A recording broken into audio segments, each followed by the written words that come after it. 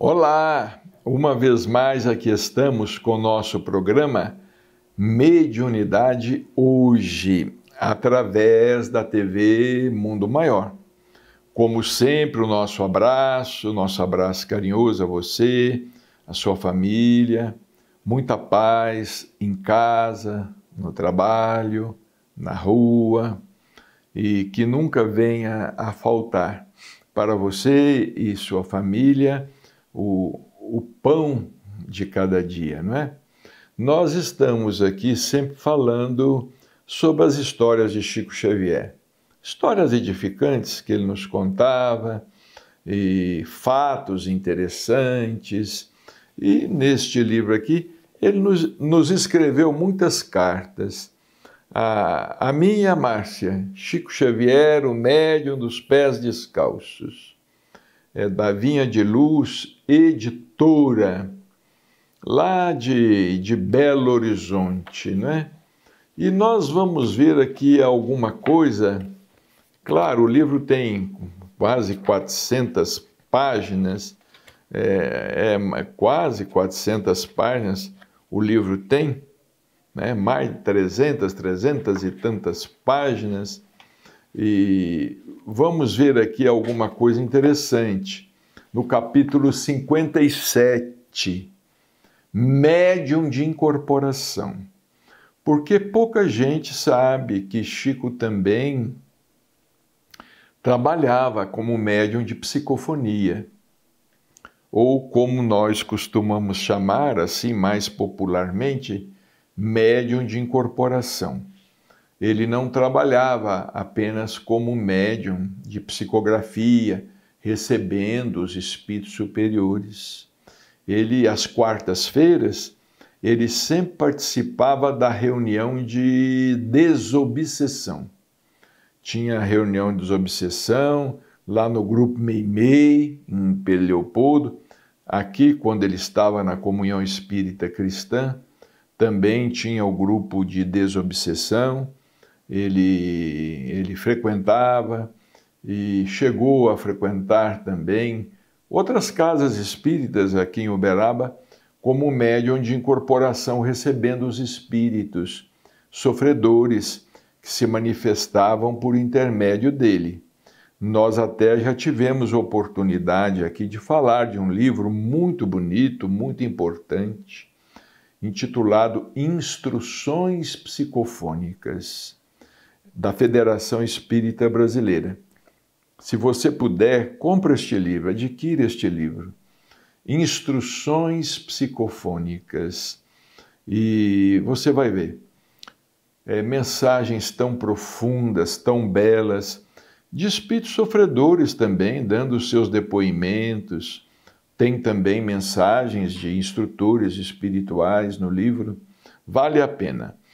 E aqui no capítulo 57, nós escrevemos: embora tenha se notabilizado como médium psicógrafo, Chico, durante longos anos, igualmente exerceu a faculdade mediúnica de incorporação, desde Pedro Leopoldo, quando então participava das memoráveis sessões no grupo espírita Meimei, que existe até hoje, lá em Pedro Leopoldo. Dos livros de sua lavra, por meio da incorporação, destaca-se Instruções Psicofônicas, editado pela Federação Espírita Brasileira.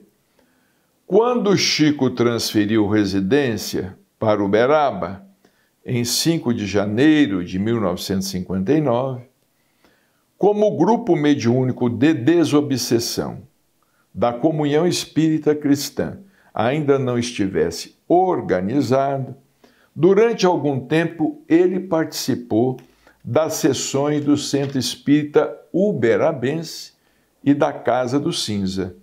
Eram centros espíritas que já existiam em Uberaba.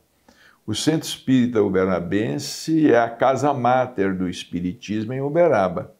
Foi fundado pelo professor João Augusto Chaves, que era muito amigo do Chico. E a Casa do Cinza foi fundada pelo Dr. Odilon Fernandes. Por que Casa do Cinza? Ele fundou a Casa do Cinza em homenagem ao pai dele, que chamava-se Ludovici, mas o apelido do pai era Cinza. Então, ele colocou o nome no centro, Casa do Cinza. Tais reuniões, com a presença de Chico, eram memoráveis. Segundo Joaquim Cassiano, que delas também participava, as reuniões se dividiam em duas partes. Uma com censura e outra chamada sem censura. A reunião de desobsessão. A reunião com censura, ela era aquela reunião em que os espíritos se manifestavam de uma maneira disciplinada, educadamente, através dos médiuns. E a chamada reunião sem censura era destinada àqueles espíritos, inclusive, que tinham perdido a forma humana. Eram espíritos numa situação extremamente lamentável, como está escrito aqui. Na reunião sem censura, Chico concedia passividade mediúnica a espíritos extremamente sofredores que haviam sofrido degradações em seu corpo espiritual, transfigurando-se em animais no fenômeno conhecido por zoantropia. Então eram espíritos que às vezes nem conseguiam falar, só choravam, urravam, gritavam. Espíritos que às vezes não conseguiam nem articular as palavras.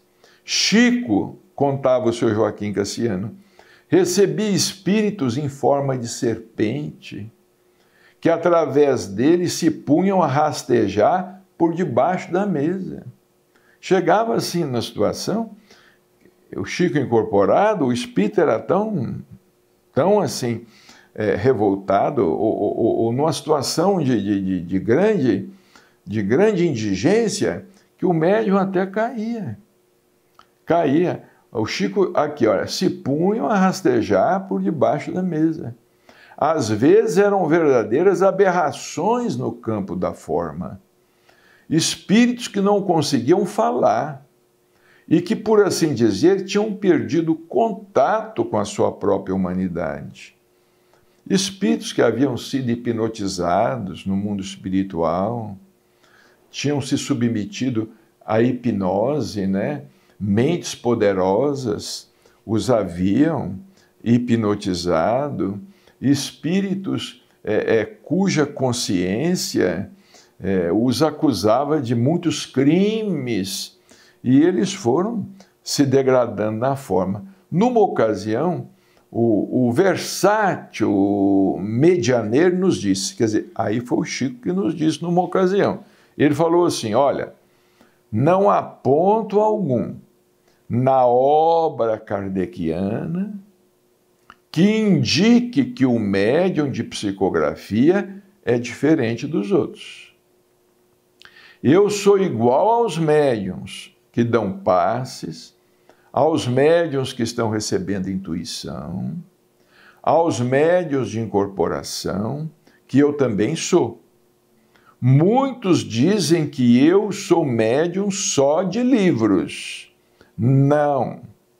Há 40 e tantos anos, isso foi na época que ele nos falou, né? Há 40 e tantos anos eu frequento uma reunião de desobsessão, uma vez por semana, em que os espíritos, desde os mais infelizes, se comunicam por meu intermédio. Eu tenho essa alegria, que me honra muito. Então, eu sou um médium como qualquer outro. Então, ele também, durante muitos anos, ele trabalhou. Ele trabalhou como médium de incorporação, ou chamado médium de psicofonia, não é? E assim nós temos aqui tantas informações interessantes do Chico sobre mediunidade. Aqui no capítulo 68, nós colocamos aqui nesse capítulo 68 vários conceitos de Chico Xavier sobre mediunidade.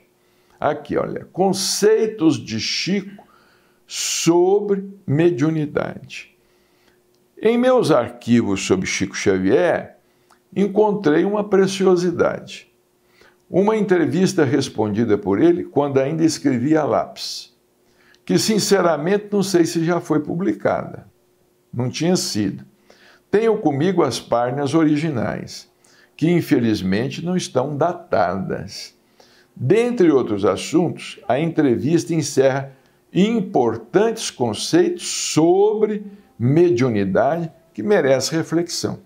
Então, Chico, ele foi entrevistado, ele respondeu à entrevista, não é? A lápis, e entre os conceitos sobre mediunidade, ele disse o seguinte: mediunidade, na essência, é afinidade e sintonia, estabelecendo a possibilidade do intercâmbio espiritual entre as criaturas que se identifiquem na mesma faixa de emoção e pensamento. Então ele resume aqui, certamente inspirado por Emmanuel, mediunidade, na essência, é afinidade e sintonia. É por este motivo que o médium, seja ele qual for, ele tem sempre que procurar melhorar a sua sintonia.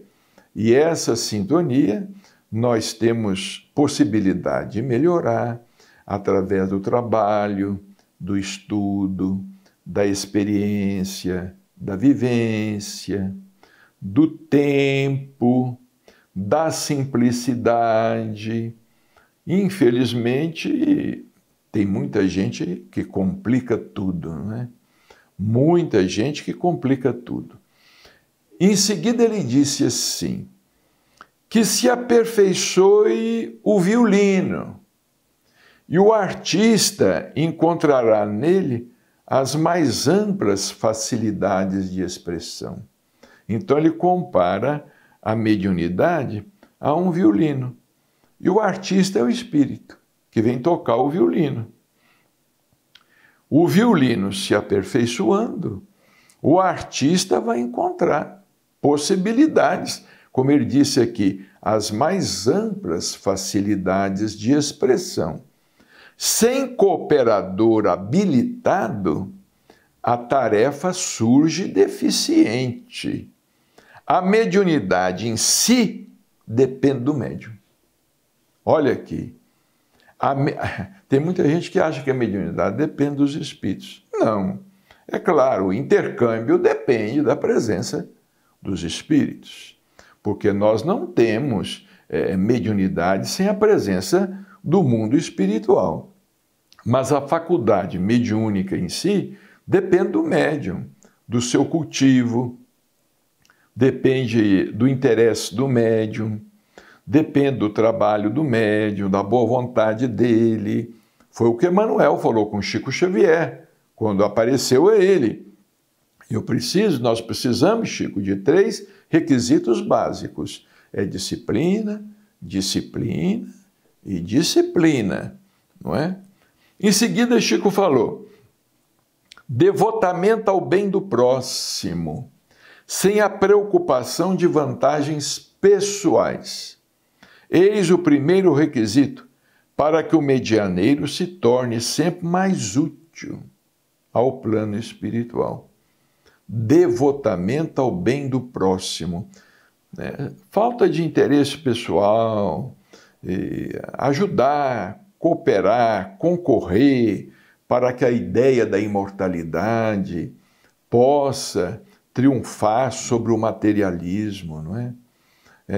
O médium espírita cristão que trabalha é como se fosse um pequeno outdoor, não é? Falando a respeito da imortalidade da alma, não é? A imortalidade da alma. É o que acontecia com o Chico.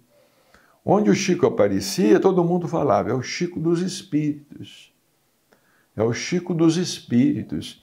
É o Chico do mundo espiritual. É o Chico da vida além da morte. Isso é muito importante, né? Em seguida, quanto mais o médium se aprimore, através do estudo e do dever nobremente cumprido, mais valioso se torna para a execução de tarefas com os instrutores da vida maior. Agora, tem médium assim, engraçada, né? A gente planta a semente e quer colher logo. Em mediunidade não é assim. Precisa plantar, cuidar da semente, cuidar da germinação da semente, acompanhar o desenvolvimento do arbusto, da árvore, até que ela se torne em condições de produzir. Existem médiuns que começam hoje, amanhã eles já querem frutos, já querem colher frutos.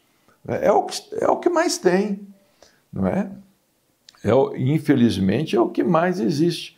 Existem pessoas que começam hoje na mediunidade, amanhã eles já querem. Então, na verdade, muitas vezes o que a gente está querendo é promoção pessoal, né? Isto aí vai contra o pensamento dos espíritos amigos. Um outro conceito de Chico sobre mediunidade. Os fenômenos mediúnicos existiram em todos os tempos e em todos os distritos da atividade humana continuam a existir. Tem médium no mundo inteiro. A doutrina espírita é o cristianismo redivivo, esclarecendo mediunidade e médiuns, para que as ocorrências mediúnicas edifiquem elevação e proveito em auxílio da humanidade. Quer dizer, no Espiritismo, nós detemos um conhecimento em torno desse intercâmbio com o mundo espiritual que, infelizmente, muitos não detêm, não é? Quando Allan Kardec teve a oportunidade e publicou o Livro dos Médiuns, né? Primeiro o Livro dos Espíritos, depois ele publicou o Livro dos Médiuns. O Livro dos Médiuns, nós costumamos dizer, com o Dr. Odilon Fernandes, ele conferiu cidadania à mediunidade. Até então não se sabia o que era mediunidade. Muitos médiuns, inclusive, eram perseguidos, internados nos sanatórios, queimados nas fogueiras. Muitos médiuns, eles acabaram morrendo, porque eram tidos como bruxos, hereges, feiticeiros, sequazes de Satã, etc. e etc. Mas a mediunidade faz parte da humanidade, sempre existiu. E aqui ele nos diz o seguinte, num outro conceito. Quando se trate de mediunidade em ação na cultura ou no progresso espiritual, a bagagem de recursos do medianeiro emerge das suas próprias aquisições de espírito, efetuadas em existências pretéritas, outorgando-lhe a possibilidade de colaborar com mais eficiência ao lado de quantos pugnam no além pelo aperfeiçoamento e felicidade da comunidade humana. Nós gostaríamos de citar 2 livros a respeito. Poderíamos citar mais, mas vamos citar 2. Um de Chico Xavier, o livro Os Mensageiros, não é? Lá no Centro de Mensageiros, no Ministério do Esclarecimento, não é? Os médiuns sendo preparados, alguns médiuns sendo preparados para vir à Terra, para executarem determinadas tarefas. Infelizmente, muitos de nós acabamos por nos desviar do caminho traçado. E eu gostaria também de citar um livro que nós gostamos muito dele. É um livro do Paulino Garcia, mas que, na verdade, foi orientado pelo Dr. Odilon Fernandes. Chama-se Liceu da Mediunidade, em que fala muito sobre a importância da mediunidade. Então, existem muitos médiuns que vêm à Terra e eles se preparam antes, em vidas passadas, em vidas anteriores, eles vão sendo... É como aconteceu com Allan Kardec, o codificador. Allan Kardec, ele teve várias existências, não é? Nas quais ele se preparou para ser o codificador da doutrina espírita. Por exemplo, Chico nos dizia que numa vida passada, isso foi o próprio Chico que nos disse, que numa vida passada, Allan Kardec, ele havia sido Platão, discípulo de Sócrates. Vejamos bem, à época, ele já era inteligente, à época, ele já era espiritualista, à época, ele já estudava, não é? Estudava. E temos também outras informações de Allan Kardec em vidas anteriores. Por exemplo, no tempo dos druidas, nas Galhas, é que ele se chamava Allan Kardec, não é? E que ele foi um sacerdote. Para ser um sacerdote, os druidas eram espiritualistas. Os druidas, eles acreditavam na vida além da morte.